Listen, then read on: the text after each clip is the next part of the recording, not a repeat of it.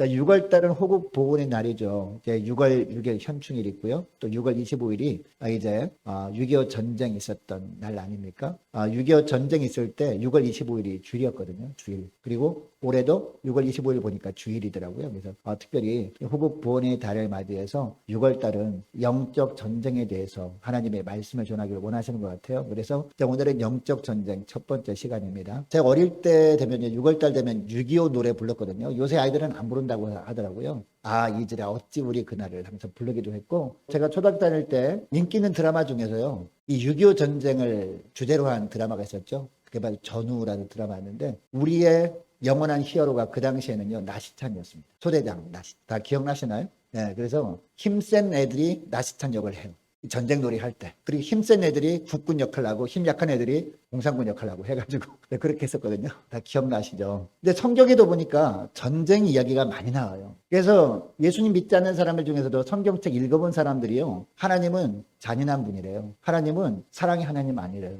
왜 그러냐고 물어봤더니 성경에 보면 얼마나 많은 전쟁 이야기하고 또 하나님께서 얼마나 많은 사람을 죽이느냐라고 하는 거예요. 여러분, 성경에 전쟁 이야기가 많이 나오는 이유가 뭔지 아십니까? 우리가 살아가는 사연이 하루하루가 영적 전쟁터라는 것을 보여주는 거예요. 그래서 전쟁 보면 하나님의 백성들이 어떤 때는 승리하고 어떤 때는 패하고 하잖아요. 근데 그걸 보여주시면서 우리에게 무엇을 느끼게 하는 겁니까? 이 영적 전투에서 우리가 왜 패하는지 그것을 알게 하기 위해, 그리고 어떻게 하면 승리하게 되는지 그것을 깨닫게 하기 위해서 전쟁 이야기를 많이 하는 겁니다. 여러분, 영적 전쟁에서 가장 우리가 경계될 게 뭔지 아십니까? 바로 교만함입니다.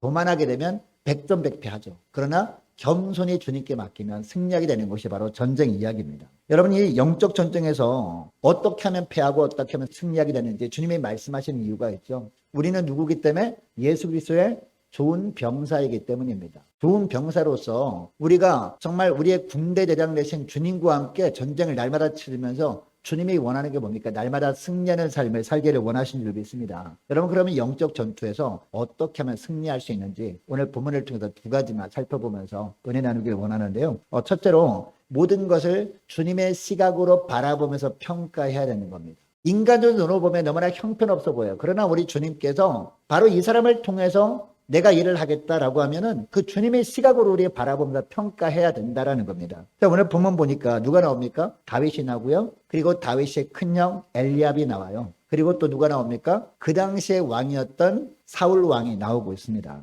자, 오늘 본문을 통해서 이 다윗과 엘리압이 대화 나누는 모습, 그리고 다윗과 사울 왕이 대화 나누는 모습을 통해서 이 다윗이 어떤 가치관을 가지고 살았는지 알게 되죠. 그리고 엘리압은 어떤 가치관을 가지고 살고 있고 사울은 어떤 생각을 하며 살고 있었는지 잘 나오고 있습니다. 자, 그리고 하나님께서 왜 다윗을 선택하시고 다윗을 왕으로 세워주셨는지 그 이유를 분명히 우리가 알 수 있습니다. 자, 먼저 28절 말씀 보시기 바랍니다. 28절 말씀 보니까 이 블레셋과 이스라엘이 전쟁을 한참 벌이고 있는 중 아닙니까? 이때 이 다윗이 아버지 심부름을 왔어요. 아버지 심부름을 와가지고 형들이 이 전쟁터에 잘 참여하고 있는가, 그리고 전쟁 상황은 어떠한가 가서 보고 와서 알려달라라고 해가지고 아버지 심부름 온 겁니다, 다윗이. 자, 28절 하반절 보니까 이 엘리압이 다윗에게 뭐라고 하는지, 자, 28절 하반절 말씀 보시기 바랍니다. 뭐라고 합니까? 내가 어찌하여 이리로 내려왔느냐? 들에 있는 양들은 누구한테 맡겼느냐? 나는 내 교만과 내 마음의 완악함을 아노니 내가 전쟁을 구경하러 왔도다 라는 이야기를 합니다. 그리고 28절 상반절에 보니까 이 엘리압이 왜 이런 얘기를 했습니까? 다윗이 사람들에게 하는 말을 듣고 이런 얘기를 하는 겁니다. 이 엘리압이 다윗이 어떤 말을 하는 것을 들은 겁니까? 이 다윗이 전쟁터에 와보니까 어떤 상황이었어요? 골리앗이라는 거구의 싸움을 도두는 자가 나와가지고 거의 40일 동안 계속해서 쩌렁쩌렁한 목소리로 하나님을 모독하는 말을 하고 있는 거예요. 근데 그것을 보면서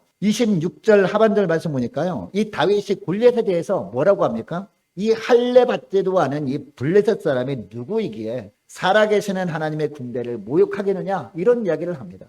이런 이야기를 듣고 엘리압이 다윗에게 전쟁을 구경하러 왔다라고 책망을 하고 있습니다. 무슨 이야기입니까? 골리앗과 싸우지도 못할 거면서 큰 소리만 친다라는 거죠. 그렇게 큰 소리만 친다고 해서 전혀 도움이 되지 않으니까 조용히 있으라 라는 이야기를 한 겁니다. 여러분, 엘리압이 다윗에게 이렇게 책망한 이유가 뭘까요? 단순히 그냥 인간적인 기준으로만 보고 평가를 했기 때문이죠. 다윗을. 전쟁의 승패는 하나님께 달리는 것이 아니라 눈에 보이는 군사력에 달려있다고 생각하고 있었기 때문에 이런 이야기를 한 겁니다. 이스라엘 백성들 중에는 골리앗보다 뛰어난 장수가 없기 때문에 나서봐야 이길 수 없다고 생각하고 있었다는 거죠. 엘리압뿐만이었습니까? 대다수의 그 당시의 이스라엘 군사들, 심지어는요 누구까지? 사울 왕까지 거의 비슷한 생각을 하고 있어요. 그러다 보니까 40일 동안 싸울 생각을 하지 못하고 골리앗이 쩌렁쩌렁 울리는 소리로 외치는 그 소리를 듣고 주눅 들고 있는 거예요. 싸워볼 생각도 하지 못하고 있었던 거죠. 그리고 다윗보다 훨씬 크고 그리고 힘이 센 자신이라고 생각하지 않았습니까? 엘리압이. 자기는 큰 형이고 다윗은 맨 막내잖아요. 8째 막내니까 다윗보다 훨씬 인간적으로 크고 힘이 센 자신도 어떻게 하지 못하는데 나보다 훨씬 힘이 약해 보이고 그리고 막내 동생인 소년에 불과한 다윗이 무엇을 할 수 있겠느냐 이렇게 평가를 하고 있는 것이죠. 그래서 자기 동생이 하는 말을 현실을 전혀 알지 못하는 허풍으로 평가하고 있는 겁니다. 여러분, 사무엘이 베들레헴 이새의 집으로 왕으로 기름 부어 세울 자를 찾아가죠. 하나님이 명령하셔가지고 찾아가는데 사무엘이 처음에는 누구를 봅니까? 큰형 엘리압을 봅니다. 이 사무엘이 엘리압을 딱 보자마자 어떤 마음이 들었습니까? 키도 훤칠합니다. 그리고 굉장히 미남이었어요. 그리고 풍채도 좋았습니다. 그래서 누가 보더라도 이 엘리압이 이처럼 왕이 될 만한 자질이 있네. 내가 볼 때도. 그러니까 하나님이 엘리압을 왕으로 세우라고 나를 이곳으로 보내셨나 보다 라고 생각을 했죠. 그렇게 생각하던 차에 하나님께서 뭐라고 하십니까? 외모를 보지 말라, 풍채를 보지 말라 라고 합니다. 하나님께서 그를 버렸다라고 하시면서 뭐라고 합니까? 그의 용모와 키를 보지 말라. 내가 이미 그를 버려놓으라 라고 하면서 뭐라고 하죠? 내가 보는 것은 사람과 같지 아니하다라고 하죠. 사람은 뭘 보거니와 외모를 보거니와 나 여호와는 무엇을? 중심을 보느니라 라고 하고 있습니다. 그 중심에 무엇을 보신다는 겁니까? 인간적인 시각으로 평가하지 않고 날마다 하나님의 시각으로 평가하고 하나님께서 인도하신 대로 살아가는가 이것을 보신다라는 것이죠. 사람을 판단하는 기준이 사람에 대해서는 안 된다는 겁니다. 하나님의 기준이 되어서 모든 것을 판단해야 된다, 평가해야 된다 이런 말씀을 하고 있습니다.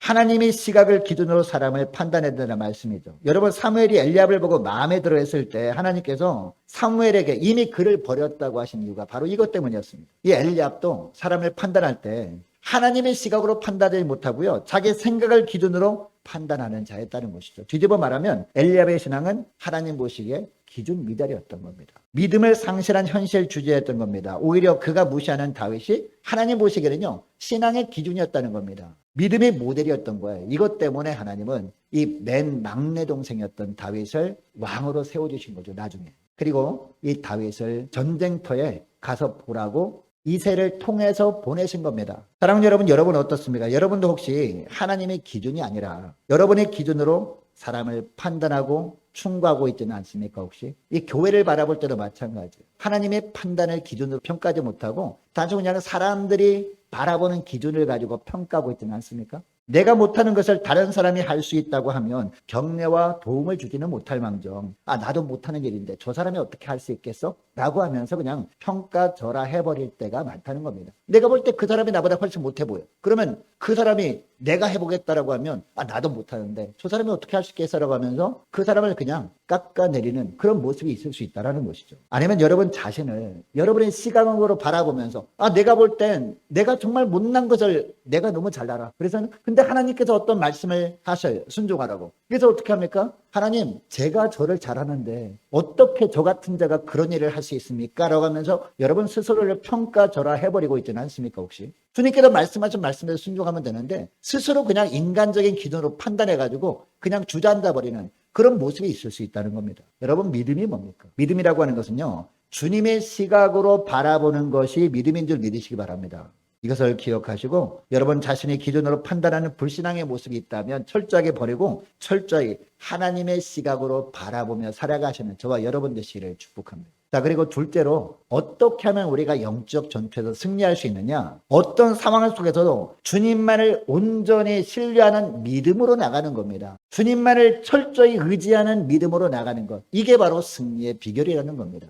자, 계속해서 31절 말씀 보시기 바랍니다. 이 다윗의 소문을 사울 왕이 듣습니다. 그래서 사울 왕이 다윗을 부릅니다. 자, 그런데 32절에 보니까 사울과 다윗이 첫 만남에서 누가 먼저 얘기하죠? 다윗이 먼저 얘기를 해요. 사울 왕 보는 순간에. 다윗이 사울 왕에게 먼저 위로의 말을 합니다. 32절 말씀 보시기 바랍니다. 자, 32절 보니까 다윗이 사울에게 먼저 말해요. 뭐라고 합니까? 그로 말미암아 사람이 낙담하지 말 것이라 라고 합니다. 여러분, 여기 그는 누구죠? 골리앗이잖아요. 골리앗이 저렇게 40일 가까이 큰 소리 외친다고 해서 두려워하지 마십시오. 요즘 말로 하면 쫄지 마십시오 라고 하는 거예요. 또 뭐라고 합니까? 주의 종이 가서 저 블레셋 사람과 싸우리이다 라고 하고 있는 거예요.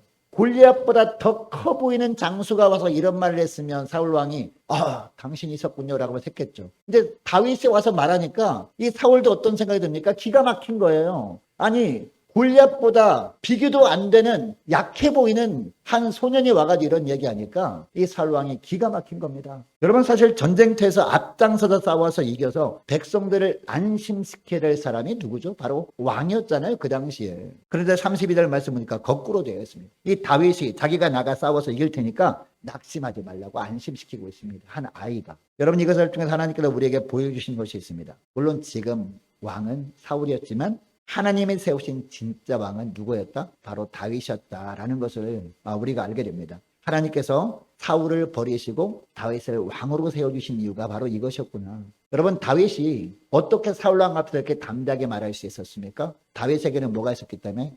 물론 겉모습 보기엔 너무나 초라해 보여요. 소년에 불과해요. 힘도 없어 보입니다. 근데 다윗에게는 뭐가 있었어요? 하나님만을 전적으로 신뢰하는 믿음이 있었다는 것이죠. 어떤 환경 속에서도 하나님은 살아계시다라는 분명한 확신이 있었다는 것이죠. 근데 사울 왕에게는 이게 없었던 겁니다. 자, 33절 말씀 보니까 자기가 골리앗과 싸우겠다고 한 다윗에게 사울이 뭐라고 합니까? 33절 말씀 보시기 바랍니다. 사울이 다윗에게 이르되 내가 가서 저 블레셋 사람과 싸울 수 없으리니 라고 하고 있습니다. 왜 싸울 수 없다라고 하고 있는지 33절 하반절에 뭐라고 합니까? 너는 소년이요 그는 어려서부터 용사임이니라 라고 하고 있습니다. 철저하게 인간적인 기준으로 평가하고 있죠. 하나님을 신뢰하는 믿음이 없다 보니까 하나님이 살아계시고 하나님이 우리와 함께 하신다는 분명한 확신이 있다면, 주님을 신뢰하는 믿음이 사울에게라도 있다면 사울이 어떤 고백을 해야 돼요? 너는 비록 소년이지만 하나님이 너와 함께 하실 수도 있으니까 나가서 싸워보겠느냐? 라고 할 수 있어요. 근데 그렇지 않죠. 뭐라고 합니까? 너는 가서 싸우지 못한다. 왜? 소년이니까 라고 하고 있습니다. 믿음이 없다 보니까 이런 말을 하고 있는 것이죠. 다윗이 결코 골리앗과 싸울 수 없다는 현실적인 문제를 언급하고 있는 겁니다. 여러분, 물론 현실적으로만 본다면 사울이 하는 이 말이 틀린 이야기는 아니죠. 사울이 말처럼 골리앗은요 어려서부터 무술로 훈련되고 단련된 장수였습니다. 반면에 다윗은요 소년에 불과했습니다.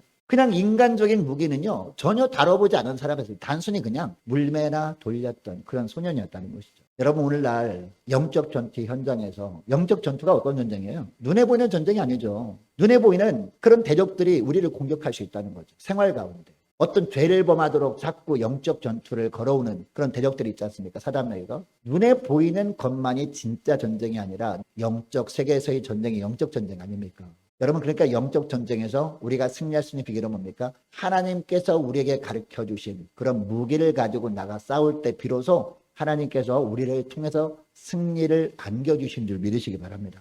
여러분, 다윗은 칼과 활도 제대로 다룰 줄도 모르는 소년에 불과했습니다. 그럼에도 불구하고 만일 다윗이 골리앗과 싸운다면 그 결과가 너무나 뻔해 보였습니다. 누구한테는? 사울에게는. 여러분, 그러나 이때 사울이 계산하지 못한 결정적인 것이 있었잖아요. 그게 뭡니까? 다윗과 함께 하고 계시는 하나님을 계산해 넣지 못한 것이죠. 사울은 철저하게 인본주의적인 사고를 가진 현실주의자였던 거예요. 물론 처음에 왕으로 세움받을 때는 그러지 않았겠죠. 그런데 점점 변절되어 간 겁니다. 모든 현실과 인간의 불가능한 상황까지 뒤집어 엎을 수 있는 하나님을 계산해 넣지 못했던 것이 바로 이 사울 왕에게 결정적인 그런 패인이었다는 것이죠. 이것 때문에 하나님은 사울을 버리시고 다윗을 새롭게 왕으로 선택하셨던 것이 아닌가 생각해 보게 됐는데요.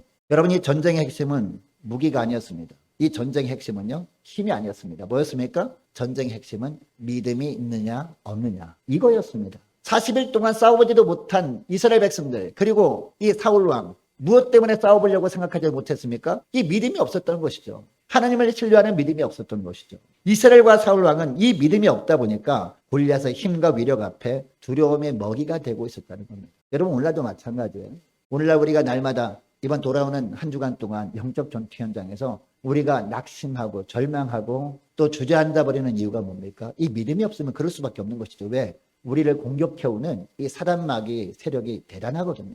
우리가 어떻게 해볼 수도 없는 상황처럼 보입니다. 그러나 우리와 주님이 함께 하십니다. 그 주님을 온전히 신뢰하는 믿음 가지고 나간다면 주님께서 우리가 인간적인 눈으로 보면 아무리 연약해 보이는 환경 가운데 있더라도 이런 우리의 믿음을 보시고 우리를 통해서 주님께서 승리의 축복을 부어주신 줄 믿으시기 바랍니다. 오늘 본문에 보니까 오직 한 사람 다윗만큼은 하나님을 언급하고 있잖아요. 그 위에 사람은 하나님을 언급하지도 않아. 단순히 그냥 힘이 센가 안 센가, 얼마나 덩치가 큰가 작은가, 얼마나 무기가 많은가 적은가, 이것만 계산해 놓고 있어요. 얼마나 철저히 철갑으로 무장하고 있는가 아닌가, 이것만 생각하고 있는데 다윗은 다르죠. 다윗은 항상 하나님을 이야기합니다. 믿음의 힘을 강조해요. 여러분 사무엘상 17장 본문에서 여호와 하나님을 가장 먼저 언급한 사람이 누구예요? 다윗밖에 없었다는 겁니다. 17장 26절 말씀 보시기 바랍니다. 26절 말씀 보니까 다윗이 곁에 있는 사람들에게, 이제 전쟁터에 왔어요. 아버지 심부름으로. 26절 보니까 다윗이 곁에 서 있는 사람들에게 말하여 이르되 이 블레셋 사람을 죽여 이스라엘의 지역을 제거하는 사람에게는 어떤 대우를 하겠느냐? 이 할례받자는 블레셋 사람의 누구이기에? 그 다음에 뭐라고 해요? 살아계시는 하나님의 군대를 모욕하겠느냐. 하나님을 제일 먼저 언급하고 있다는 것이죠. 그리고 17장 37절에도 뭐라고 고백하는지 37절 말씀 봅시다. 또 다윗이 이르되, 그 다음에 뭐가 나와요? 여호와께서, 하나님을 언급하고 있잖아요. 여호와께서 나를 사자의 발톱과 곰의 발톱에서 건져내셨은즉 합니다. 여러분, 이 다윗이 소년이었습니다. 그래서 사자의 발톱과 곰의 발톱에서 벗어날 수가 없는, 인간적으로 보면 그런 연약한 소년이었단 말입니다. 그러나 하나님이 나와 함께 하신다, 하나님을 신뢰하는 믿음 가지고 나갔을 때 하나님께서 건져주셨다는 겁니다. 어디에서? 사자의 발톱과 곰의 발톱에서 건져주셨다, 이 말씀을 하는 겁니다. 이렇게 함으로 말미암아 다윗은 아버지의 양을 지키는 일, 하나님께서 맡기신 일을 책임 있게 감당할 수 있었죠. 심지어는 사자와 곰과 싸우면서까지 양을 지키고 보호하려고 할 때 하나님만을 신뢰하며 나가니까 하나님께서 지켜주셨던 겁니다. 과거에 사자와 곰을 죽인 충분한 경험이 현재 하나님의 군대를 모욕하는 짐승 같은 골리앗을 대항하는 원동력이 됐던 거예요. 그 당시에 하나님을 온전히 신뢰하는 믿음 가지고 나갔던 이 경험이 골리앗과 싸우는 원동력이 되었던 겁니다. 여러분, 다윗은 현실적인 감각에 상실된 신비주의자가 아니었습니다. 공상주의자가 결코 아니었다는 겁니다. 이 다윗은 분명하게 인식했던 게 뭡니까? 이 골리앗과 싸움은, 블레셋과의 싸움은 단순한 싸움이 아니다. 이거는 영적 전쟁이라는 것을 알게 된 거죠. 여러분, 영적 전쟁터에서 진정한 전쟁의 주관자가 누구십니까? 하나님이시잖아요. 눈에 보이는 전쟁, 눈에 보이지 않는 영적 전쟁을 진정 주관하신 분은 하나님이시죠. 그래서 진정 전쟁의 주관자신 하나님 편에 있을 때 하나님께서 승리를 안겨주신 줄 믿으시기 바랍니다. 이것을 다윗은 알고 있었던 거예요. 그래서 하나님 계속 하나님을 이렇게 이야기하고 있는 겁니다. 여러분, 신앙은 머리에서 나오는 것이 아니에요.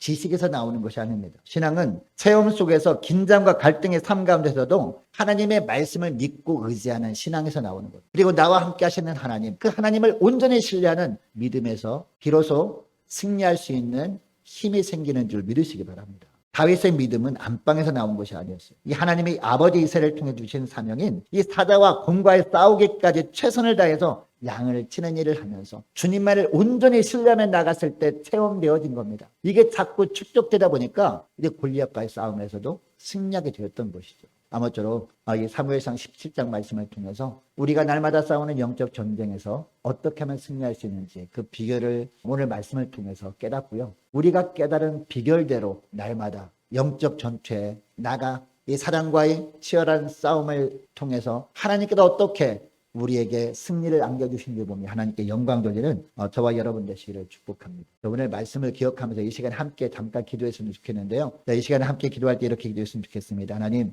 우리의 삶 가운데 너무 현실적인 어려움만 보면서 낙담에 빠지는 어리석은 자를 되지 않게 하시고 다윗처럼 모든 상황을 하나님의 눈으로 바라보면서 현실 너머에 계신 하나님이 나와 함께 하신다는 확신을 가지고 믿음으로 살아갈 수 있도록 도와달라고 함께 기도했으면 좋겠습니다. 또 기도할 것은요, 이렇게 기도했으면 좋겠어요. 하나님, 전쟁의 승패는 전투력에 달려있는 것이 아니라 인간적인 힘에 달려있는 것이 아니라 전쟁의 승패는 하나님만을 온전히 신뢰하는 믿음이 있느냐 없느냐 여기에 달려있는 것을 하나님 알았사오니 어떤 어려운 환경 속에서도 오직 나와 함께 하신 하나님만을 온전히 신뢰하는 믿음 가지고 나갈 수 있도록 도와달라고 간절히 기도했으면 좋겠습니다. 하나님 아버지 감사합니다. 하나님 6월 호국 보훈의 달 주님께서 사무엘상 17장 말씀을 통해서 영적 전투에 대한 말씀을 주님께서 저들에게 베풀어 주심을 감사합니다. 날마다 치열한 영적 전투의 현장에서 우리가 어떻게 하면 승리할 수 있는지 그 비결을 주님 말씀해 주심을 감사합니다. 하나님 우리 눈에 보이기에는 우리에게 주어진 현실이 너무나 암울해 보이고